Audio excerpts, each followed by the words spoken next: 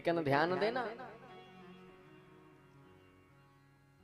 भगवान जब गोपियों के साथ में ये रास लीला कर रहे हैं, बालक क्रीड़ा कर रहे हैं,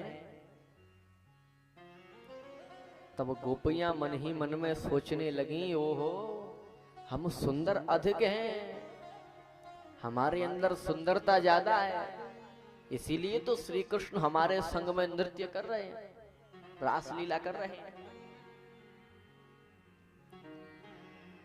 भगवान ने देखा, ओहो इन गोपियों को तो सुंदरता का अहंकार हो गया।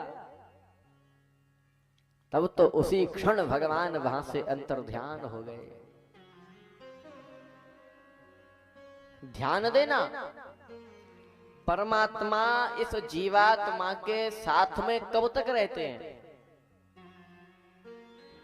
परमात्मा इस जीवात्मा के साथ में केवल तब तक रहते हैं जब तक ये जीव निर्विकार होता है, इसके अंदर कोई विकार नहीं होता है, तब तक। विकार आते ही इस जीवात्मा का वो परमात्मा त्याग कर देते हैं।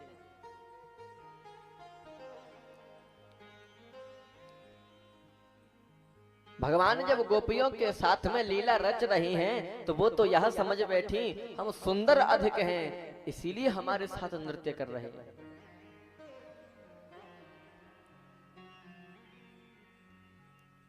अब मान के चलिए कि किसी पत्नी का पति अपनी पत्नी को बड़ा प्रेम करता हो और पत्नी ये समझने लग जाए कि मैं सुंदर अधिक हूं, इसीलिए मेरा पति मुझसे प्रेम करता है,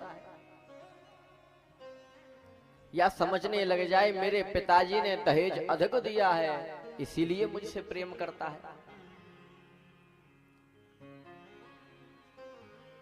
ध्यान देना, ऐसा सोचना उस पत्नी की मूर्खता है।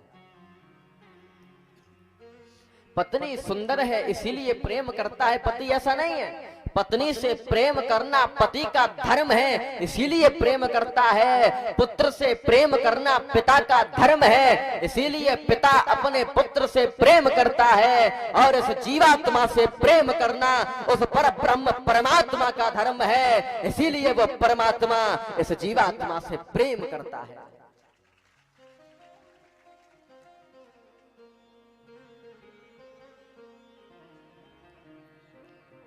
लेकिन गोपियां तो इसे अपनी सुंदरता का अहंकार समझ बैठी।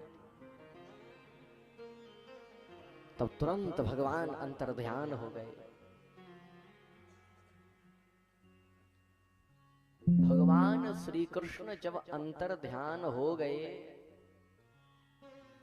तब गोपियों को भगवान श्री कृष्ण कहीं भी नजर नहीं आए।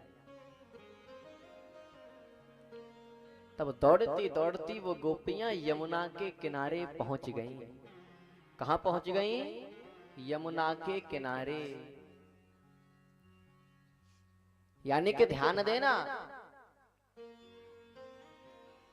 उन गोपियों ने भगवान श्री कृष्ण को पुनः प्रकट करने के लिए यमुना का सहारा लिया है, यमुना के किनारे आ गई है।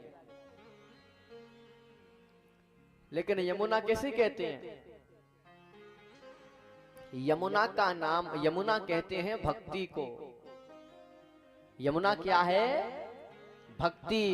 अर्थात अगर हम भक्ति का सहारा लेकर के भगवान को पुकारेंगे, तब वो परमात्मा प्रकट अवश्य होंगे। इसीलिए भगवान को पुनः प्राप्त करने के लिए वो गोपियां यमुना के किनारे आई हैं। ठीक उसी प्रकार हम और आप भी उस परब्रह्म परमात्मा की प्राप्ति के लिए माता त्रिपुर सुंदरी के इस पावन प्रांगण में श्रीमद् भागवत महापुराण की कथा को सुनने आए।